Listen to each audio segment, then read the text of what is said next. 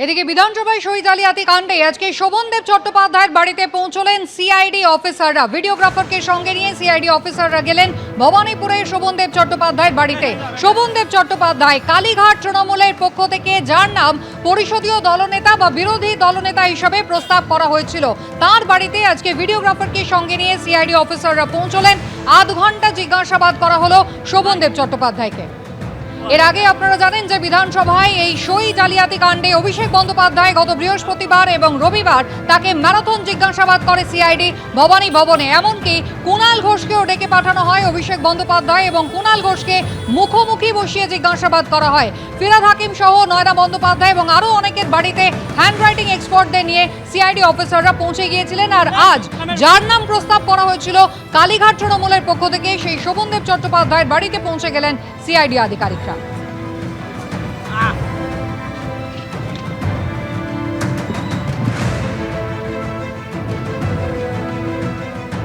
আমার সাথে আমি কোনো কথা হয়েছে কি হয়েছে কিছু বলতে পারবো না। যা বলেছেন বলে দিয়ে গেছেন ওনারা, এর বেশি আমার কিছু বলার নেই। কোর্টে কেস আছে, আমি একটা শব্দও বলবো না, কোনো কথাই বলবো না। সেটা ওদের থেকে জিজ্ঞেস করে নাও না। আমি সহযোগিতা করছি কিনা তো ওরা বলবেন। 200% সহযোগিতা করেছি, আগামী দিনেও করব। এর বেশি আমার কিছু বলার নেই। এখনো নয়, সবই মানে যারা করেছেন তারা ইন্টারেস্ট নিয়ে এসে করেছেন। যা করেছেন আমাদের ভাবনার মধ্যে ওইগুলো ছিল না। যারা করেছেন, কমপ্লেন করতে গেছেন স্পিকারের কাছে, তারাই এগুলো করে দিয়ে গেছেন। এটা আমাদের অবিশ্বাসের জায়গায় ছিল না কেউই। আমরা সকলকে বিশ্বাস করে মিটিংয়ে ডেকেছিলাম।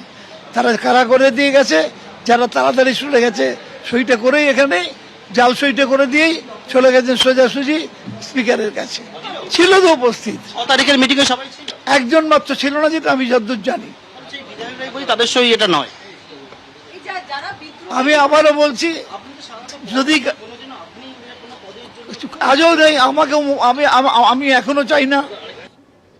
সিআইডি সইজাল কাণ্ডের তদন্ত করছে, তো সেই সইজাল কাণ্ডে যাদের যাদের নাম এসেছে, যাদের বিরুদ্ধে অভিযোগ, কারণ শোভনবাবুকেই মমতাপন্থী যে তৃণমূল কংগ্রেসের গুট, সেই গোষ্ঠী, তারা তাকে বিরোধী দলনেতা করেছিলেন, তার সপক্ষেই সই পড়েছিল এবং বলা হচ্ছে বা দাবি করা হচ্ছে সেই সইটা জাল সই।